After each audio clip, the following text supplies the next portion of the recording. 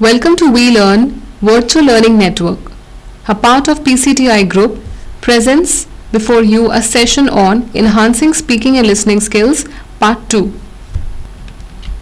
It is a story of two kids. They played and they were coming back home and they were trying to ring a bell of a house. And a lady was passing through when she saw the kids raising or ringing a bell and their heights were not reaching to it. She rang the bell. Imagine what had happened. The two kids were trying to have fun. They were ringing the bell and they were running away from the house, and they were trying to have fun, to disturb people and running away from there. So this was the assumption of the lady, and we should see to it, we should keep in mind that how assumption can play a negative role or an evil's role in communication. So we should not assume what the person has said. We should always clarify and question and confirm what the person has said. So what are the barriers or hurdles of effective listening? Environmental barriers. There can be distractions in auditory while listening, while saying, language, when the person is not aware of the language and the person is listening, the person is not able to understand what the person is saying. Vocabulary also, the listener might not have that much increased or developed vocabulary and may have problems in listening to it. Physiological barriers, limited attention span. The person has limited attention span and the person cannot sit or concentrate for a long time. The listener cannot concentrate for a longer time, and or the listener has health issues, is not able to sit for long, is not well. And there can be psychological barriers too. There can be various emotions being felt by the listener. Stress, there can be a feeling of stress, anxiety, nervousness being felt by the listener. Poor motivation, the person does not want to sit and listen what the person is speaking, so the listener is not motivated to listen. Negative listening attitudes, the listener does not have trust or is questioning the trustworthiness of the speaker, or does not have faith in what the speaker is saying. Personal reactions, the listener has personal issues with the speaker. Selective listening, not paying attention, the listener is not paying attention to each and every information but only selectively listening to what one requires or needs. Cultural differences, speakers' accents, vocabulary and misunderstandings due to cultural assumptions. So, due to cultural rules and norms, there can be misunderstandings. The listener can misinterpret or misunderstand what the speaker has said. The speaker's accents can vary. The listener might not understand the speaker accent, vocabulary, the words which were used, and the sentence structure. Depending upon the different culture, depending upon the different social rules and norms, the listener might interpret something else which was not intended to be said.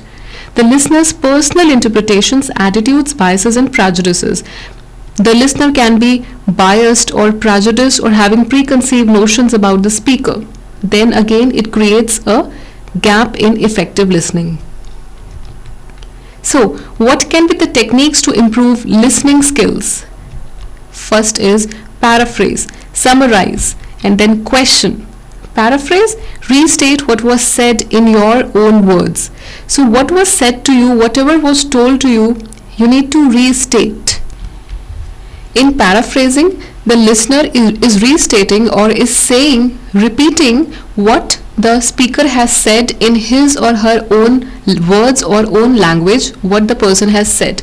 So basically not saying exactly what the person has said, but restating that in their own words. Summarizing, pulling together the main ideas of the speaker. So whatever the main ideas or whatever the main points were stressed or said by the speaker, pulling together and in a summarization way, saying only the main ideas or the main points by the listener. Next is by questioning, challenging the speaker to think further, clarifying both your and their understanding. So, how can listening skills be improved? paraphrasing, restating what was said, summarizing, pulling together the main points or ideas of the speaker, questioning, to question if you have not understood anything, to clarify things, to feedback, to constantly ask the question that whatever you have not understood, to seek clarification on that, to improve your as well as the speaker's understanding. So challenge the speaker to think further and to think creatively. Practice paraphrasing. Such phrases can be used as, in other words, I gather that, if I understand what you're saying is, what I hear you saying is, pardon my interruption, but let me see if I understand you correctly. You can use these phrases. So paraphrasing is simply restating what another person has said in your own words. So practice summarizing. Summarizing means pulling together important ideas, facts or data together. Useful for emphasizing key points and setting the stage for further discussion. The person summarizing must listen carefully in order to organize the information systematically. So when you are summarizing, you need to listen to the information very in a concentrated manner and pull out the main ideas or the main things, the main points which are stressed by the speaker, rather than just speaking everything whatever the speaker has said. So such summarizing phrases can be tried out. For example, if I understand you correctly, your main concerns are, these seem to be the key ideas you have expressed. So this is how you can use summarizing statements. Practice questioning. Ask more open-ended questions, not the closed questions. Closed questions only gives you one word response and it inhibits or it stops further thoughts and thinking. Questions begin with who, when, which, the answers of which only have a yes or a no.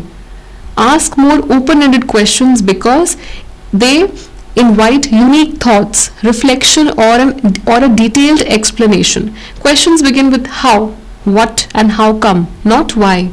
How come, what, how. So these questions require answer or information in a detailed manner, not only restricting your thoughts to a simple yes or a no. So ask more open-ended questions. Now your final takeaway. What did you understand from this session? What did you take from this session? Basically, the motive was to understand the importance of listening and speaking skills in communication, to understand the impact of different methodologies, to understand the importance and role of different pedagogical skills, and to reform the learning practices. So, to understand the different methodologies and their impact, the importance why listening and speaking is important in day-to-day communication, in any business, in any business setup.